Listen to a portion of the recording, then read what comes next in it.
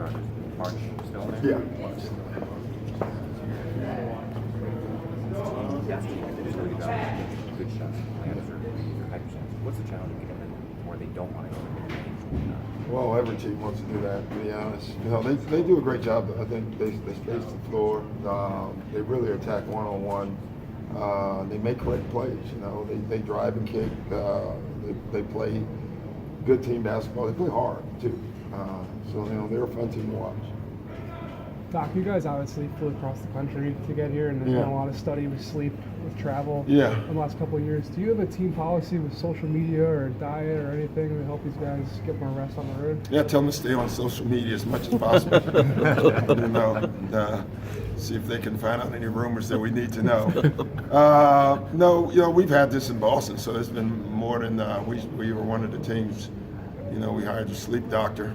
You know, of course, coaches don't ever read or do what the sleep doctor says, but the first day you shouldn't wake up. You know, like most, if you're an East Coast team, you would probably have done something this morning, a shoot around or something.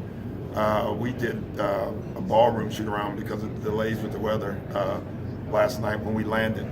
You know, and then this morning we did nothing. You know, it's a tough way to start the first game, but we've had some success when we've done that.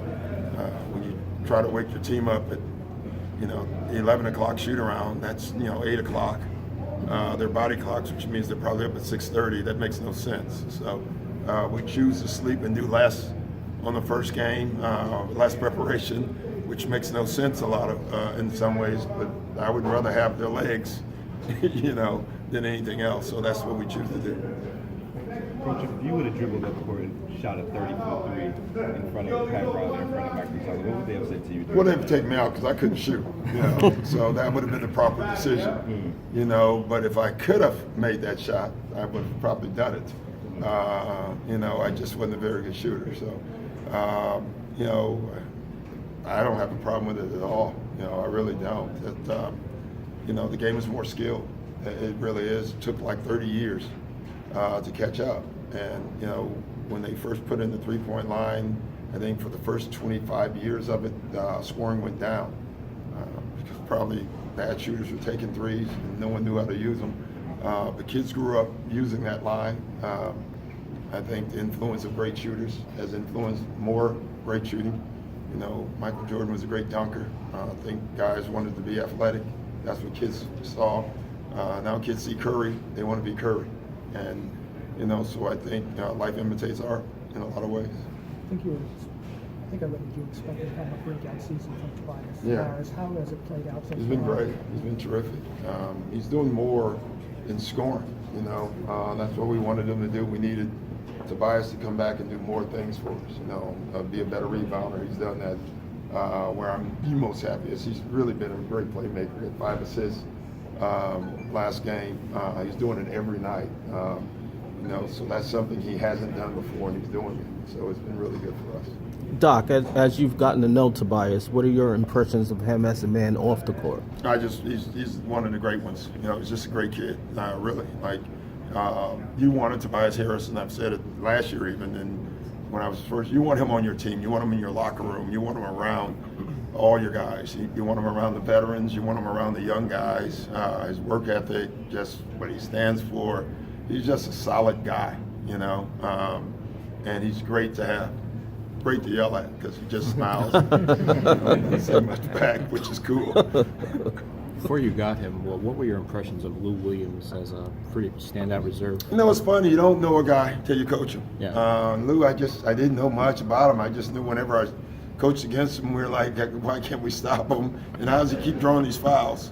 Because he's so slight when you think about it, yet he may be one of the best, especially at his size, at drawing fouls. You know, I didn't know him though, you know, and so, you know, all you see is scoring, but you didn't see winning, you didn't see a lot of things.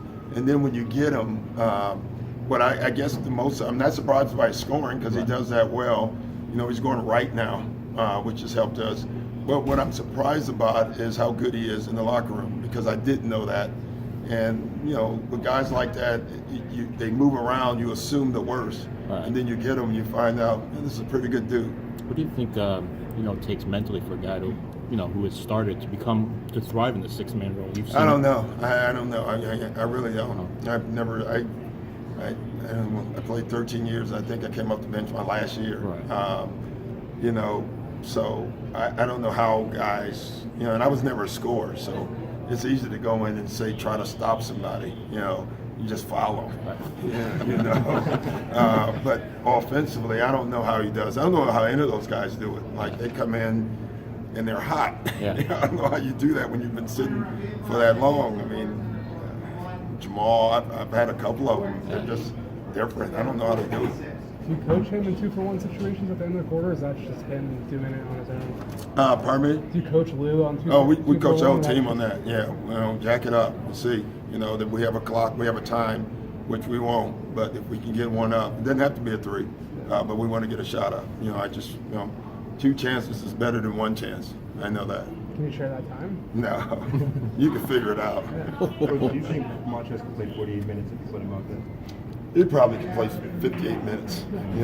I don't know. He has a great motor. I love him coming off the bench because of the energy, and when he comes in, the game changes. So you love his role for us, but I don't think endurance is ever going to be a Montrezl problem, at least not at this point in his life. Does he do anything that you've seen in terms of conditioning or working out? I don't know what he does. He's one of those guys. There's certain guys that energy is a talent. It's not just I'm going to play with energy, because if that was true, everyone would do it. Certain guys have that ability, and it's rare when it's a big guy.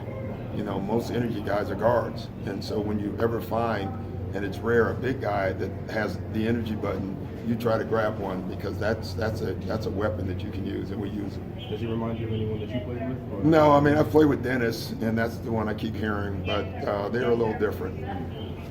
You are on a good streak right now, and you play the Warriors. You go again. Do you think this team can stay at this level and be a real contender this year in the league? I don't know. I just go. We got Brooklyn tonight.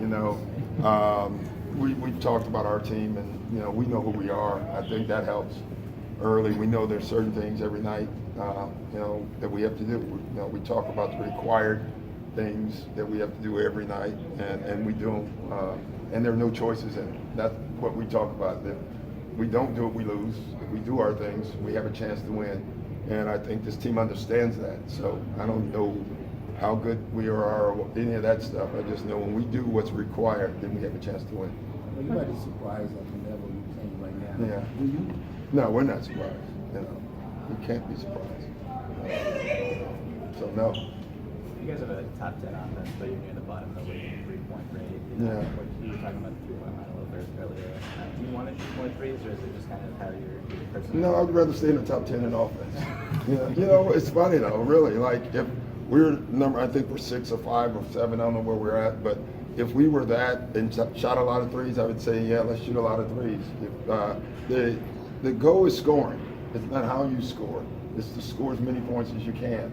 And we're doing that, So there are games where we think we should have taken more threes, but there are also games where we thought we should take more layups. So we don't care how it adds up, and that's what we talk about. If we can get to the 120 number or something like that, I don't care if they're ones. Let's get there as quickly as possible. Doc, coming off this nice 3-game stretch, these good team wins, well-played games.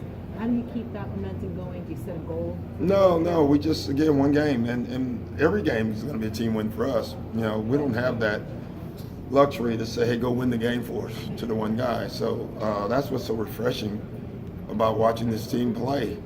It is. And guys, thus far, they buy into it. They like it. Every night there seems like there's a different guy that steps forward for us. And that's who we have to be, and we have to be accepting of that. So, as long as we don't have any issues with, I didn't get my touches or things like that, we're in good shape. You sounded pleased with how March handled his minutes going Yeah. Let go. How was Boban handled his? He's been great, Boban, like I said, even before we started playing him and didn't play him, he's the greatest team player in the league right now. Everybody seems to, gravitate to him. He's been great. He speaks up and films the day. So And Boban's going to play again. It's not like he's in Siberia. Like he may play tomorrow, tonight, he may play the next game. Boban is always available, and so far he's always been ready. And we talked about that with our fives this year, that don't get used to any role because it's probably going to change, and it could change night to night. And that's what we've done so far. Seems like a lot of energy of the team comes from Montrezl Harrell. Do you think there's someone else that can play this role, like if it's not in the team? For Montrezl Harrell, like no, the I don't energy think that brings anybody. the team. No one else can do that. That's his role. I mean, he's the only one that can do that, though. And each guy, you give each guy a role, and they have to be a star in their role, and they have to do what their role is. But part of their role is what they do. It's not like we just say, you play with energy, we want you to shoot the ball. Most of those guys, you give them a role that they actually can do, and then you ask them to be a star, and Trez does that. All right, everyone.